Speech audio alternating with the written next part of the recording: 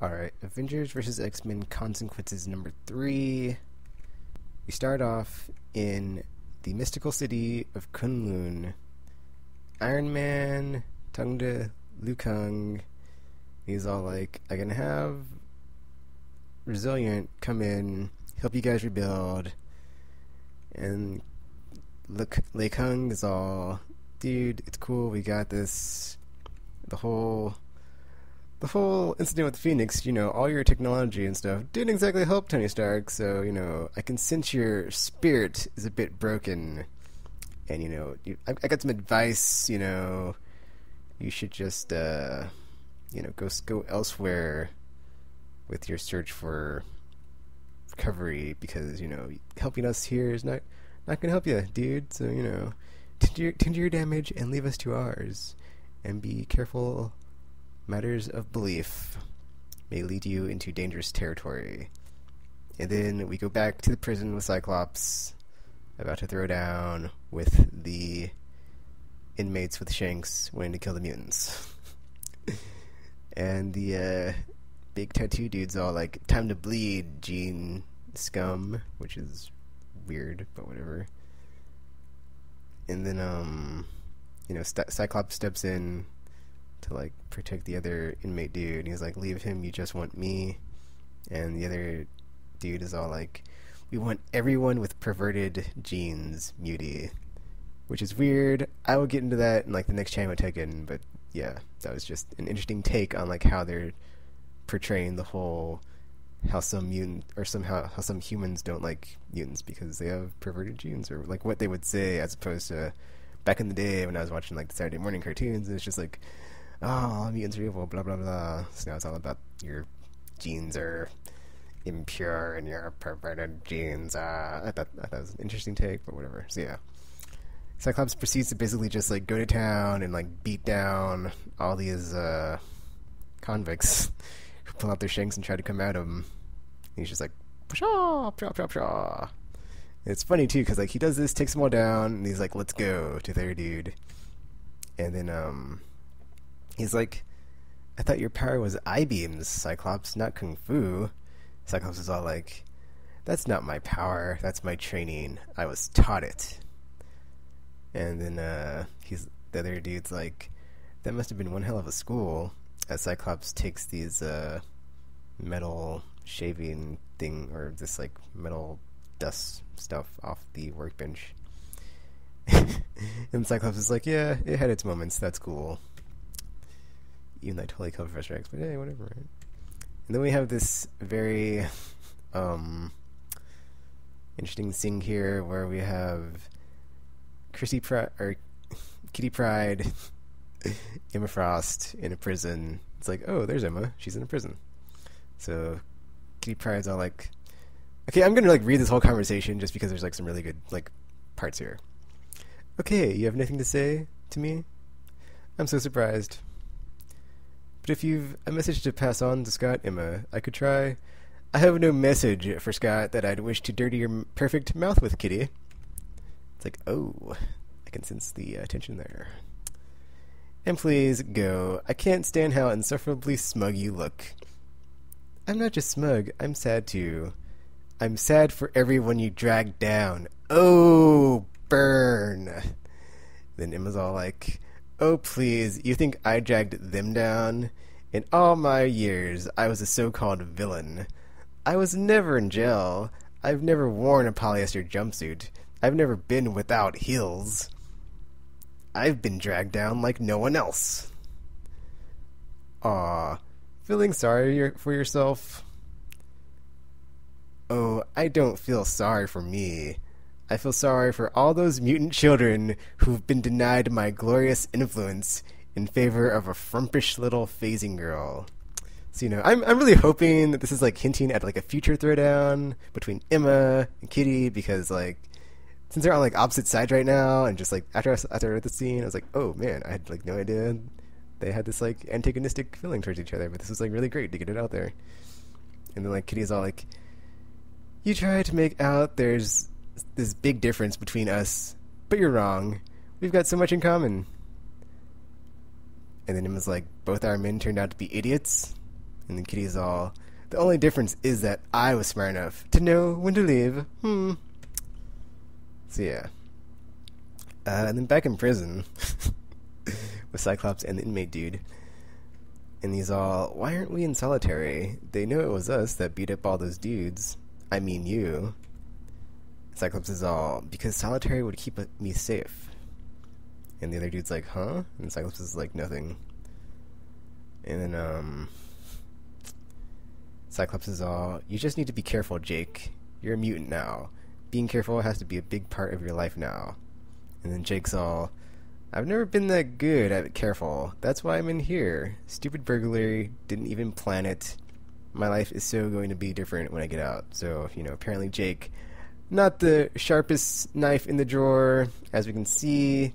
And then he's all talking to Cyclops about finally having this mutant power, and it's like this great ability. And he's like, oh man, this is awesome. Because he's like, I never had anything that could pass for talent before. But now I've got a gift. He's all like, yeah, I've got some mutant powers. And Cyclops totally has like this, he like looks at them and he's like, I can seize this opportunity. He's like, so, there's a school. It'll take older students. And Jake's all, the one you went to? Cyclops is like, not exactly. Jake's all, teacher's good. Cyclops is all, at what they do.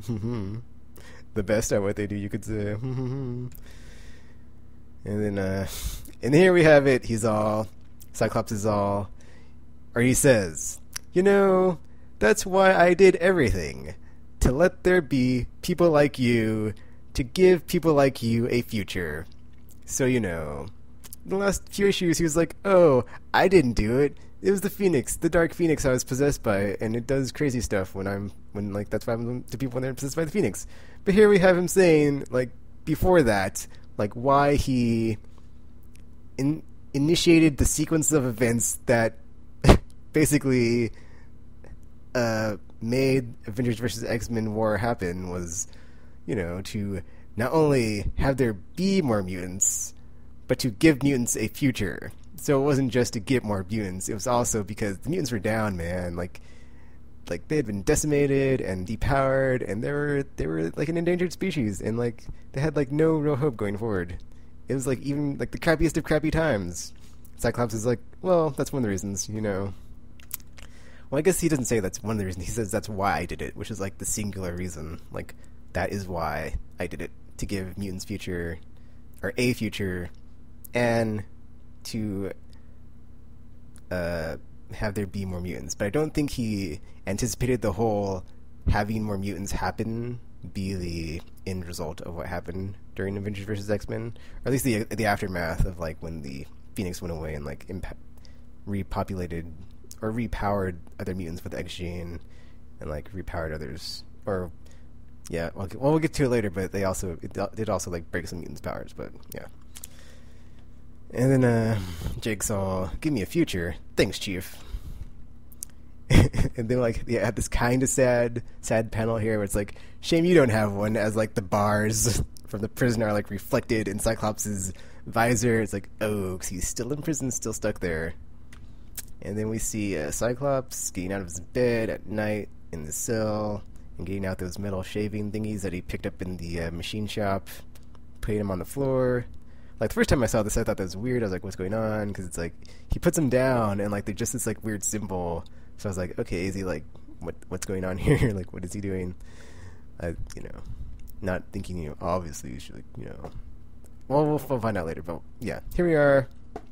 We have, so here's the next scene. We have Wolverine, Captain America, Maria Hill, the director of S.H.I.E.L.D., and Abigail Brand, I think is her name, who is a member of S.W.O.R.D. And they're basically going to have this conversation that ties into something that happened in the first issue when Captain America and Wolverine were talking about there being a possible, source of leaks, or there's someone within the, or just someone up high that is helping the execution team stay one step ahead of getting corralled and brought back in or caught.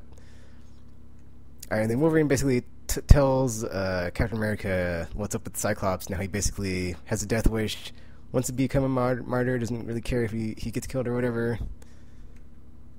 But then he's also like, he's playing some kind of game. He knows more than he's saying. So it's like, obviously, they're like one step ahead of everybody else. They just don't know how they are, and they can't like get it out of them. And Captain America's like, why not just yank it out of his head? We've got personnel. And then Agent Hill's all of whom were on his side during the insurrection, which I thought was interesting how she like phrased it as an insurrection, the whole Avengers vs. X-Men thing. She's like, we have to be careful. And then she's all, the only psychic we'd trust entirely is dead. So I'm wondering, like, and I'm not even sure, like, if she means Jean Grey or Professor X on that, like, comment, because it could have been either one, but I'm guessing she meant Professor X since he's, like, the most powerful telepath anyway. But, oh yeah, and then Wolverine's like, you're so careful, and he's in that 2-bit prison. It's a mistake. He should be somewhere like Frost, or Emma Frost, who is, like, locked up in a prison like we just saw in the previous scene with Kitty Pryde. And then Captain America's all, it's not a 2-bit prison, it's at least 8 bits. And that wasn't our call to make. We are not the higher powers in this land. And then Agent Hill's like, and thinking we are is what leads to people like Cyclops. And then Wolverine's basically just like, you're very different from Nick Fury, Hill. And then here we have Abigail Brand come in, and this is like a key moment because she says, so, you're sure there's no one in your outfit playing both sides? To Wolverine. Or I guess she says it to the group. It's not really directed at anybody. And then Wolverine says, what's that supposed to mean, Brand? You don't trust mutants? And then she's all, I'm fine with mutants. I just don't trust you. Side-ridden, or however you say that. And then there's this alien dude that comes in, and then Agent Hill's like, you didn't say you were bringing an empath in here. And then Brand is all, reprimand me. Oh yeah, you're not my boss. And your boss isn't my boss. So basically she's like, I can't speak for Captain America, but she's like at the top of the who's in charge in the room list. And then this like alien dude, who I have no idea who or what he is like, puts his hand out. I guess he's reading Wolverine's mind. And he's like, he tells truths. At least as far as he knows. And then it goes back to during the Jean Grey School for Higher Learning. We see Storm, and she opens the door to her room, and she's all, who's there? And then we see Magic, sword in hand, like, shh, be quiet, Storm. And then she says, you're searching for my brother, Storm, who is Colossus. Where can he be? The envelope will tell you. And then she leaves the envelope, and she's all, you should turn him in, as she goes back through a portal through limbo, disappears, leaves the envelope where he's at with Storm. And her last words, you should turn him in. And then Storm says, yes, I should. So, is she going to go and try to bring in Colossus? Who knows? I guess we'll find out next. And then the next part is not really anything important, really. It's just basically Hope Summers. She's writing a letter, and it's basically a montage of what she's been up to in her new school and what she's been up to, and she's like just doing all this stuff like normal people, air quotes, or like normal student that's not a mutant at a Jean Grey School of Higher Learning. So it's like, yeah. And then she's all, but I mainly think of Cable. He was on Utopia all the time, and when the war was over, he's not around. He just leaves a note saying not to look for him. That makes no sense. So I think of him. I think, what would my dad do? I think he'd find out where the hell he is. So she basically just leaves. Well, she doesn't leave, but it shows her jumping out a window from her school. So she's like, so apparently she's, at the same time she's going to school, she's trying to find her dad. Or adopted father. I think it's her adopted father. Whatever. So yeah. We're back at the prison. Cyclops wakes up. and he was looking down at the metal shaving stuff that he put on there, or the metal scraping things that he put on the floor. It says, "Hello, Scott," and he's communicating with it, and then it spells "break you out," and then he puts "no," and then it says "understood," and he's talking. He's like, "I'm a prisoner. I have to be a prisoner. I'm a political prisoner. I'm not going to let them turn me into a criminal," and then dun dun dun, to be continued. So this part right here is cool because, you know, he at the end he says, "I'm not going to let them turn me into a criminal." So in his mind, he hasn't done anything wrong, even though all of this happened because of him. It's all Cyclops' fault, and he just does not acknowledge that. He's like, I'm a prisoner. I'm a political prisoner. I'm gonna die before my cause, before I let them use what I've done against me, because I haven't done anything wrong. I'm in the right. It's like, this just plays into like why I'm loving Cyclops so much right now. It's like he doesn't think he's wrong, but he doesn't. But at the same point, and because he was like possessed by the Phoenix when he did all this bad stuff, it's like he kind of has a point. Like, he himself did not do that because he wasn't in control, and, you know, he hasn't done anything afterwards to, like, be on that scale of, I'm a terrible person and, like, a supervillain now. It's like, he still thinks in his mind that he's in the right, and that he, like he said, that's why he did what he did. He brought hope to mutants and, like, brought more of them into the world. So, yeah. He's not getting broken out, and he's not going to let them turn him into the criminal, and that's where we're at the end of issue 3, I believe. So yeah, so let's see what happens in issue 4.